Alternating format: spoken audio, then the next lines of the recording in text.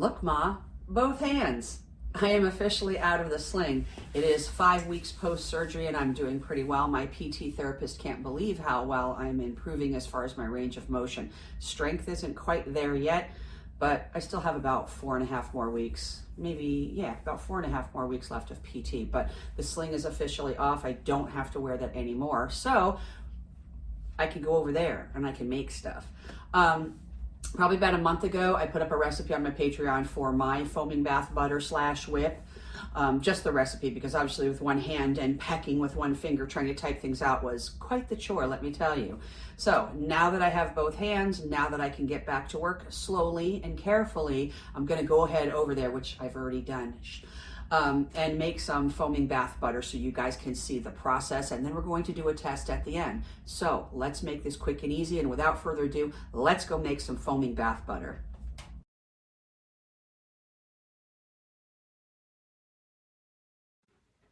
Okay, we are back over here at Creation Station, and this is the first day that I am making anything without my sling on.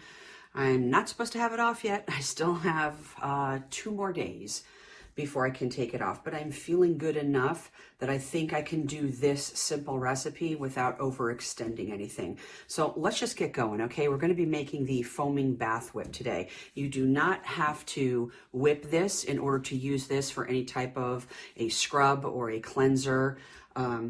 It's just called foaming bath whip, okay? Let me put my mask on, because the first thing we're gonna do is we're gonna start adding all of our powders. So we're going to be adding our SCI powder first. Go very slow so you don't get all those powders wafting up in the air.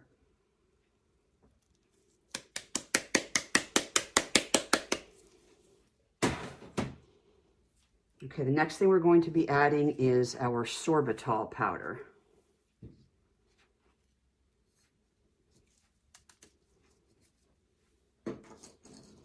Next, we're going to add Cullinox salt.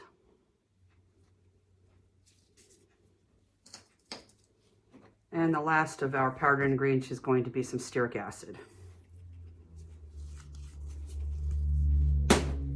Give that a little mix gently.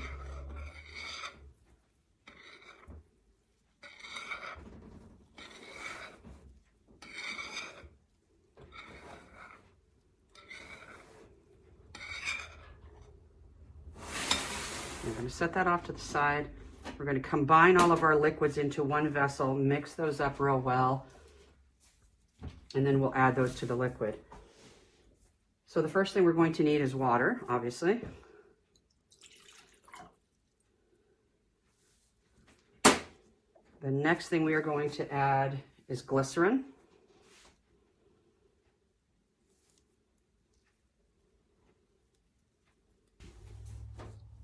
The next thing we're going to be adding is our lauramidal propylbutane, which is your liquid surfactant.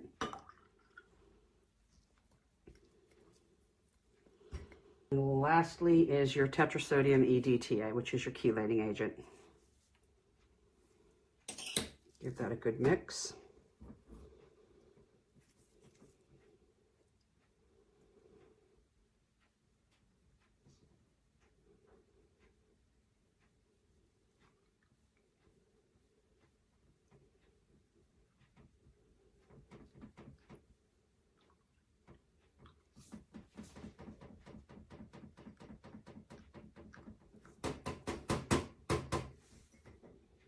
All right, and then we're just going to slowly start incorporating that into our dry. Just be careful not to stir up these powders.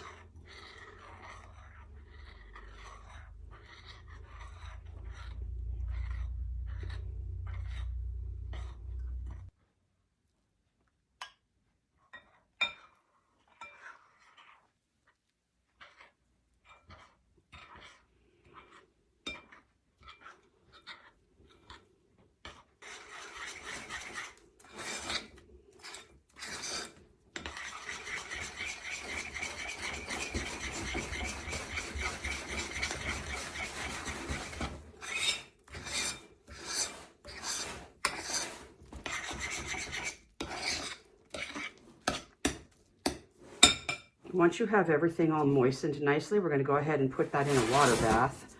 So let's bring that over here. Turn that on. And add some water to this.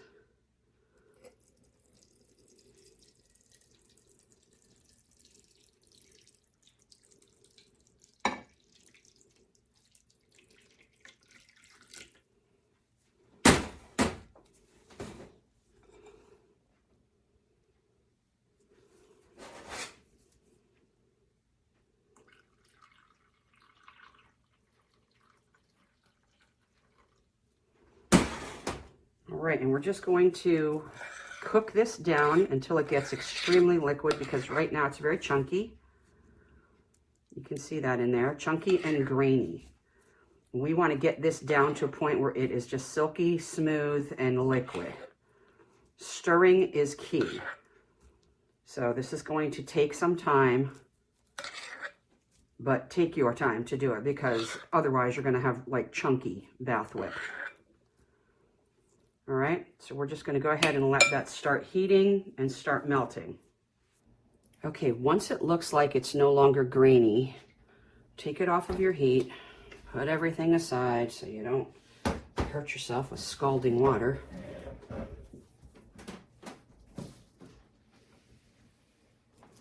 Give it a good mix.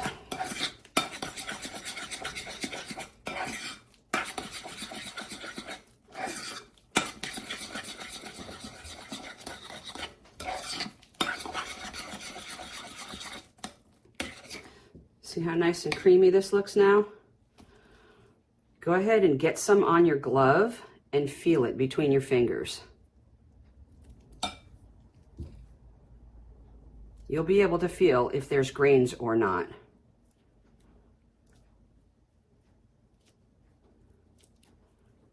And I am not feeling any.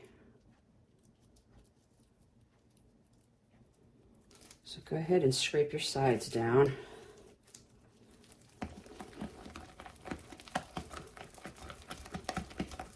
Because now we have to wait until this cools down so that we can add our preservative.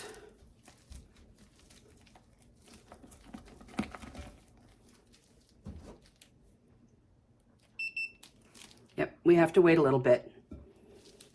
A few moments later. All right, let's check our temperature. All right, we're at 116.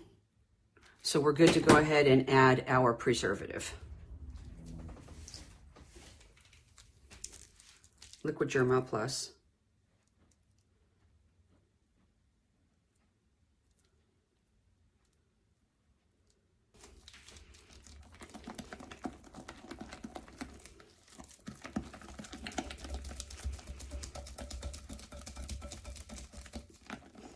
Surprised I'm able to do that with this hand, but I have like my arm is like locked up against the side of my body. It's not moving at all, just my forearm and my wrist.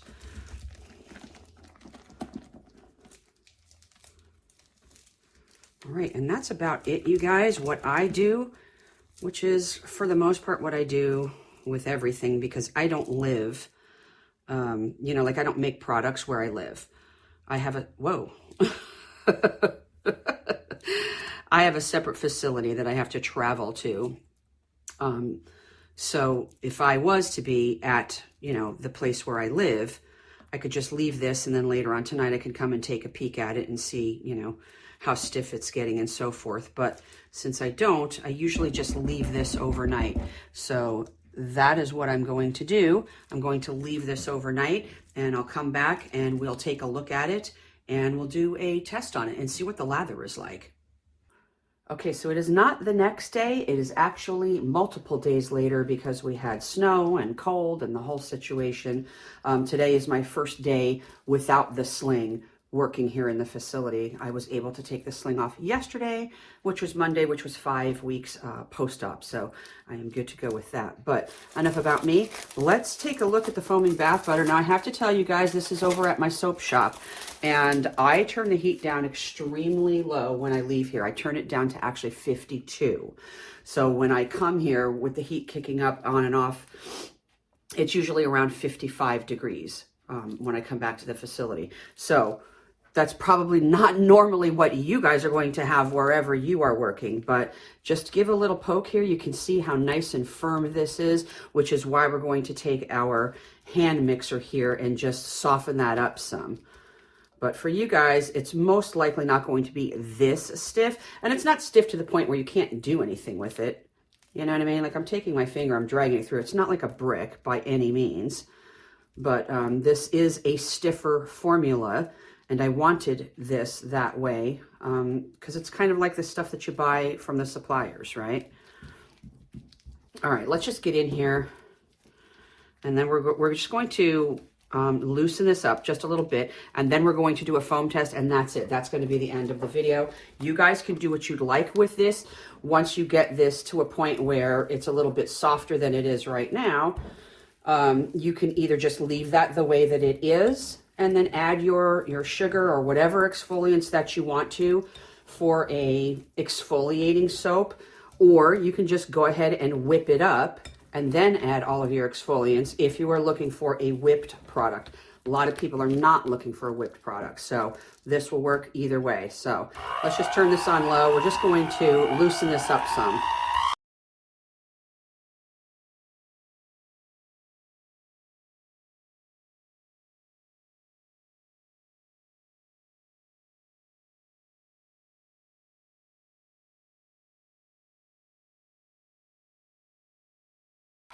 That's about it, you guys. And as you can see, look at how nice and stiff this is. It's fantastic. So let's just leave that alone. You can keep on going if you'd like. Like I said, whip some air in there if you want to. I'm not going to. Let's take the gloves off. And we're going to go ahead and give this a little test here. Take my smart ring off. All right, this is a lot. This is probably like way too much, actually. Yeah, let's not do that. Let's just take a little teeny tiny bit so you guys can see how much foam this creates. It's insane.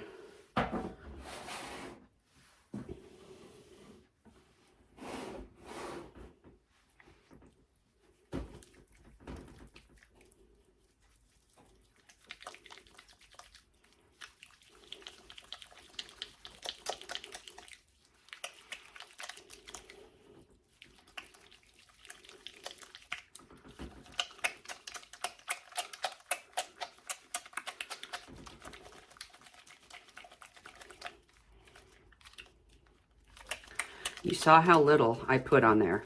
I mean, hardly anything. Look at this. Look at how nice and creamy and thick this lather is. And it's soft too, because we put a lot of glycerin in there. Let's get a little bit on our poof here and see how much that's gonna lather up. Just the tiniest little bit, you guys.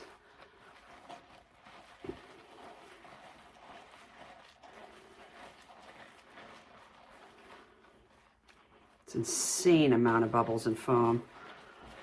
And again, it's very, very soft on your skin. You can add, once you get your foaming bath base done, you can add oils, you can add emollient esters to that, colors, clays, whatever you'd like, whatever type of exfoliant, sugar, salt, nut powders crushed up. But look at the foam, you guys. Just the teeniest, tiniest little bit. Look at that. That's crazy. But it's crazy in a good way. So that is going to do it, though. That is one of the versions, and this is the one that I like the best. It is most like the stuff that you would buy from one of the suppliers as far as thickness. Like if I was to put all of that stuff inside of a container and it would get solid and form, you know, inside of the container there, you could be able to slice that with a knife and cut off chunks of that, just like you do with the stuff that you get in the containers from the suppliers. But I hope you guys enjoyed the video, and give this a try and leave me a comment down below and let me know how this worked out for you guys. All right, if you guys enjoyed the video, give it a thumbs up, share it with anybody you think might benefit from this. Until we meet again.